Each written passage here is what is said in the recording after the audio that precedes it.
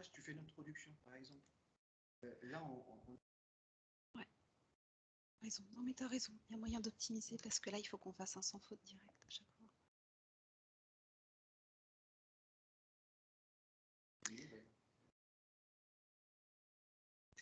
Bonjour et bienvenue à notre webinaire intitulé Découvrir Microsoft Teams et comprendre sa valeur ajoutée.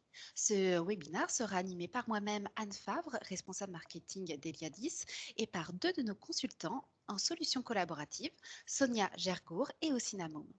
Après une rapide présentation d'Eliadis, je laisserai la parole à Ossine et Sonia pour qu'ils vous présentent Teams et que vous compreniez son fonctionnement à travers une visite guidée et un cas d'usage inspiré de l'un de nos clients.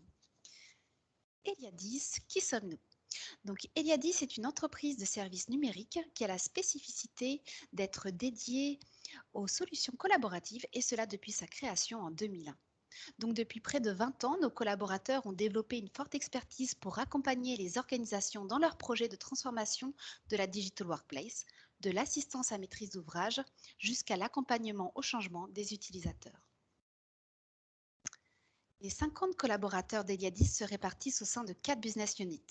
Une première business unit est dédiée aux problématiques d'infrastructure, notamment d'infrastructure de messagerie, pour vous accompagner dans le déploiement technique.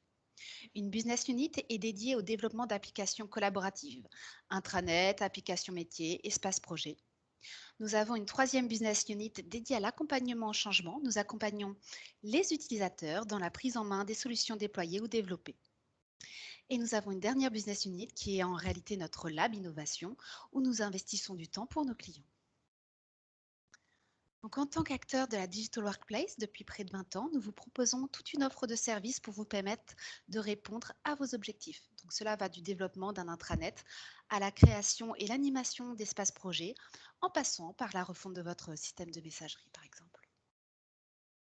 Vous avez ici un aperçu de nos clients qui sont répartis sur tout secteur d'activité. Nous avons principalement des hôteliers et des grands comptes parmi nos clients. Je vais maintenant laisser la parole à Ossine pour qu'il vous présente Teams et ses bénéfices.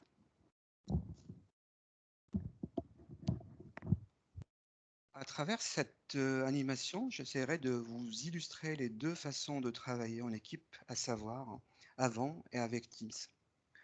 Avant Teams, on avait cette approche cloisonnée et le partage de l'information introduite par le courrier électronique, qui n'est plus adapté pour gérer la quantité et la complexité d'informations qui circulent aujourd'hui. Sinon, cela va finir par brider la productivité et les capacités collaboratives. Les chiffres Microsoft disent que 60% du temps est passé sur messagerie et en réunion. Et pour beaucoup, trouver une information pertinente, c'est carrément 75 emails par jour et par utilisateur. Donc, ça me paraît énormissime. Donc, vous voyez un collaborateur qui travaille avec des vis-à-vis qui sont distants. Donc, tantôt, enfin, il est sur tous les fronts d'ailleurs. Tantôt, il est sur messagerie, donc il reçoit des mails, il répond à ces mails. Dans un deuxième temps, donc, il reçoit aussi des fichiers qu'il va modifier, qu'il va renvoyer, donc il fait de la duplication. Et les chiffres disent aussi que 38% du temps est perdu à dupliquer l'information. Et 10, c'est parfois le nombre de duplicata stockés.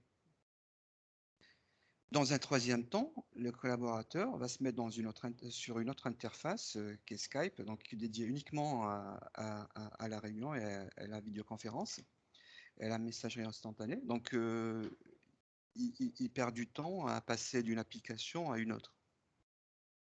Mais avec toutes ces contraintes, pourquoi ne pas regrouper les collaborateurs dans un seul et unique endroit qui rassemblerait tous les moyens d'échange et les outils de travail?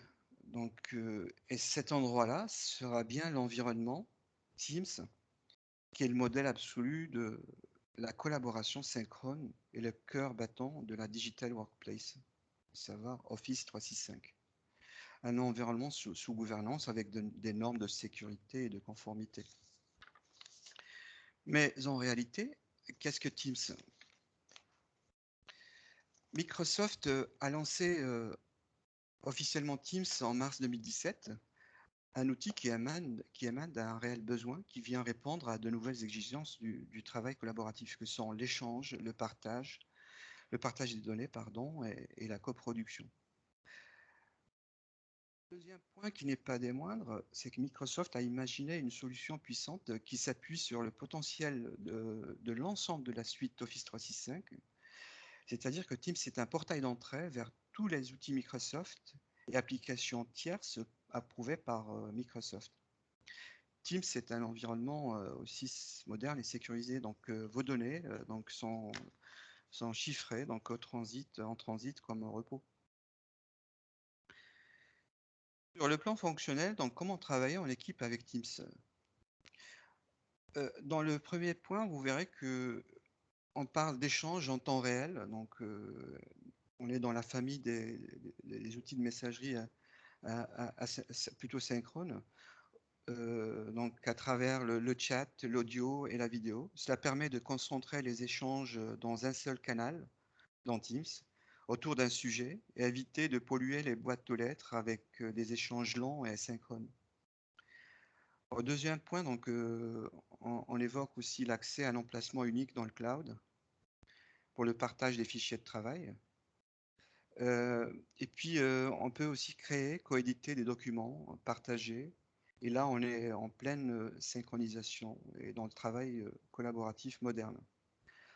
On peut aussi notifier des éléments importants pour les membres de l'équipe avec des mentions afin d'attirer l'attention des collaborateurs lors d'une action ou d'un événement important. Et pour finir, l'un des points forts de Teams, c'est justement l'extensibilité avec des services et applications que l'on peut intégrer très facilement. Voilà pour ma partie d'introduction sur les usages de Teams. Je passe la parole à ma collègue Sonia afin qu'elle puisse faire une visite guidée sur l'outil. Merci Ossine. Bonjour à tous et à toutes.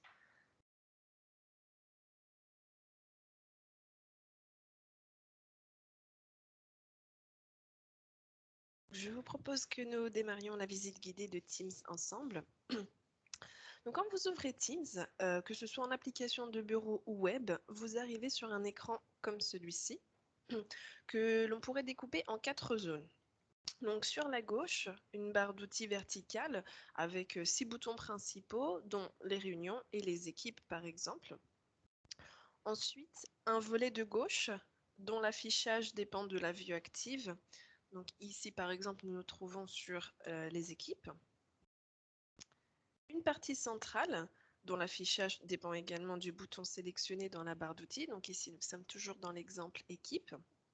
Et on peut noter en haut de cet écran plusieurs onglets, qui est un composant de personnalisation très important dans Teams.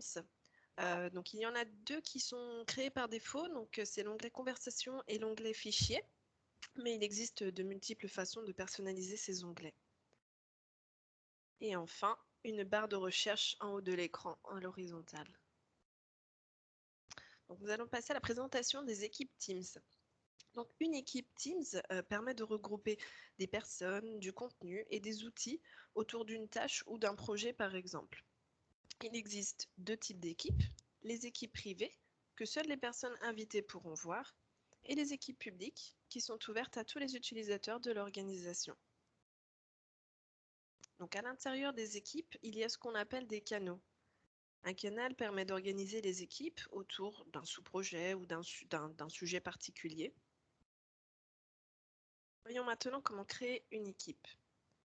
Si je clique en bas à gauche, je peux rejoindre une équipe ou créer une équipe, privée ou publique.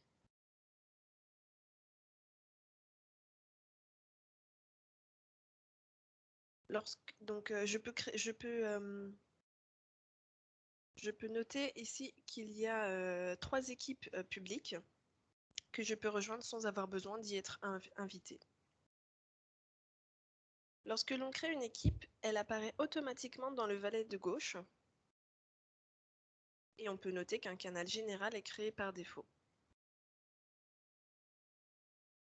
Ensuite, je peux ajouter des membres à l'équipe. Donc, en tant que propriétaire de l'équipe, je peux ajouter instantanément des membres. Il me suffit de taper son nom, de l'ajouter, et je peux ensuite décider s'il sera simple membre ou s'il sera propriétaire. À noter qu'en tant que membre, l'ajout d'un autre membre à l'équipe est soumis à validation du propriétaire, qui recevra une notification et la validera ou non. Et enfin, vous pouvez initier la collaboration avec votre équipe. L'équipe principale vous permet de discuter du projet, de partager des informations, des fichiers, de planifier des réunions, etc. Voilà pour la présentation des équipes. Donc, on va passer aux autres boutons de la barre d'outils verticale. Le premier bouton s'intitule Activités. Il vous permet de suivre le flux des activités vous concernant, comme par exemple quelqu'un qui vous mentionne dans une publication ou qui vous attribue une tâche dans Planner par exemple. Et ce flux provient de l'ensemble de vos canaux, de vos équipes et de vos conversations. Il est disponible pendant 14 jours. Vous pouvez également voir un historique de toutes vos activités récentes. Passons aux conversations. Les conversations vous permettent de discuter avec une seule ou plusieurs personnes. Ces conversations sont indépendantes des équipes et canaux. Vous pouvez discuter avec n'importe quelle personne de l'entreprise et elles ne sont visibles que par les personnes présentes et invitées. On peut aussi donner un nom à la conversation à partir de 3 personnes. En effet, si vous parlez qu'à une personne, vous verrez uniquement le nom de cette personne affiché. Je vais vous montrer un exemple de conversation de groupe puisqu'il y a 3 personnes que nous avons renommées Tips and Tricks. Et on peut voir en bas de l'écran qu'on peut commencer à discuter, à partager des fichiers, donc à partir de son OneDrive ou des fichiers de l'ordinateur, et même de planifier des réunions, comme dans un canal. On peut également passer des appels vidéo ou audio ou faire un partage d'écran. Bien, concernant ces réunions, donc il y a un bouton Réunion. Teams offre la possibilité de mettre en place des réunions, qu'elles soient, comme on a vu, vidéo donc, ou audio, ou de faire du partage d'écran ou de fichiers. À savoir, pour beaucoup d'entre vous qui utilisent Skype, que Teams intègre toutes les fonctionnalités de Skype. Dans le volet de gauche, on y trouve l'affichage de l'agenda par jour et également en vue globale. Et si on clique sur une réunion, on peut y voir les informations de la réunion telles que le lieu, le nom de l'organisateur et les participants. Pour planifier une réunion, il vous suffit de cliquer en bas à gauche de l'écran sur Planifier une réunion. Vous y ajoutez les informations de la réunion, telles que un nom de réunion, la date, les participants, et si vous souhaitez des détails. Et la réunion est créée. Et ce qui est intéressant, c'est que l'on peut également créer une réunion Teams à partir d'Outlook, ce qui vous permet d'avoir accès à l'agenda. Il vous suffit de cliquer sur Nouvelle réunion Teams, d'y ajouter les informations. Une fois envoyée, la réunion est automatiquement ajoutée dans votre agenda Teams. Et pour finir, vous pouvez accéder à tous les fichiers qui ont été partagés dans votre Teams, ainsi qu'à tous vos fichiers stockés dans votre OneDrive. Donc voilà pour la visite guidée de l'application Teams. Bien entendu, Teams propose beaucoup plus de fonctionnalités, comme l'ajout de connecteurs à des applications liées aux autres services de Microsoft, tels que Planner, SharePoint, Stream, Power Apps, et j'en passe, mais aussi à des connecteurs liés à des services tiers, comme Trello ou YouTube. Malheureusement, nous n'avons pas le temps d'aller plus loin, mais je vais donner la parole à nouveau à Ossine qui va vous donner un aperçu des possibilités de Teams au travers d'un cas d'usage. Merci.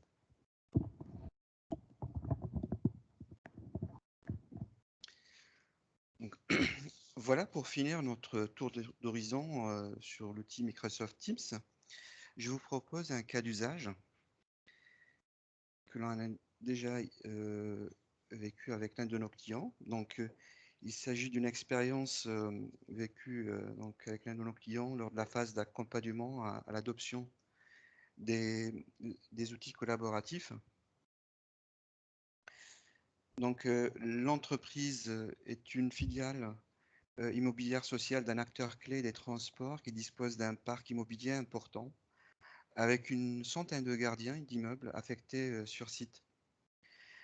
L'objectif étant de favoriser le partage d'informations pour des populations sédentaires et en situation de mobilité. Donc, pour commencer, donc on a un leader projet qui s'appelle Sophie, elle est responsable de patrimoine. Son besoin est de dématérialiser les process qualité avec les gardiens en situation de mobilité. Le dispositif, quant à lui, permettra aux gardiens de remonter via Teams les tickets incidents des locataires avec descriptifs et prise de photos depuis leur smartphone. Les acteurs du projet donc, seront du côté client Julien, qui est responsable des systèmes d'information, les chefs de secteur et bien entendu les gardiens d'immeubles. Du côté Aliadis, on a un consultant en solutions collaboratives Microsoft. Ce dernier interviendra dans la mise en place du process. Dès la première étape, Sophie commence par créer un Teams privé, puis crée un canal pour chaque secteur. Les chefs de secteur sont désignés comme propriétaires de l'équipe. Les gardiens sont invités à leur tour par les chefs de secteur. Sophie planifie une réunion virtuelle pour J+5 avec l'ensemble de l'équipe. À la deuxième étape, donc à J+5, Sophie et Julien animent la réunion virtuelle avec les responsables de secteur pour expliquer le process qui sera mis en place prochainement. Julien n'oublie pas d'enregistrer la réunion pour les 10 gardiens disponibles ce jour-là.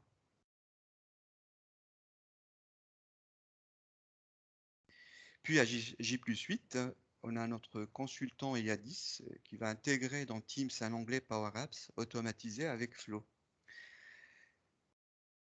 Cela afin de mettre à disposition des gardiens un formulaire qui va remonter au service technique des tickets incidents avec photos et descriptif. On a une notification Teams et un mail qui parviendra au service technique, mais le responsable du secteur concerné sera mis en copie.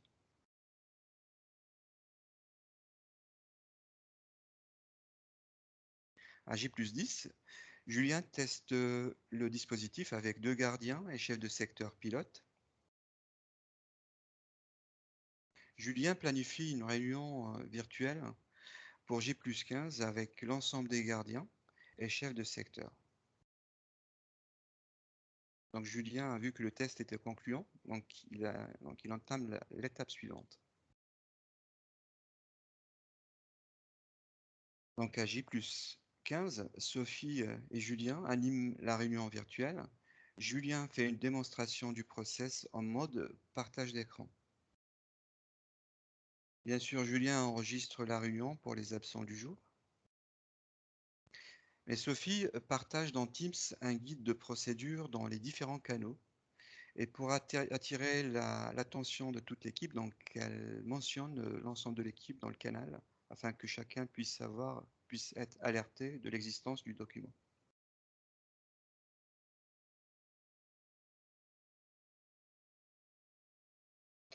Donc voilà, à J+20, le process sera lancé. Je vous remercie et je vous passe la parole à Anne.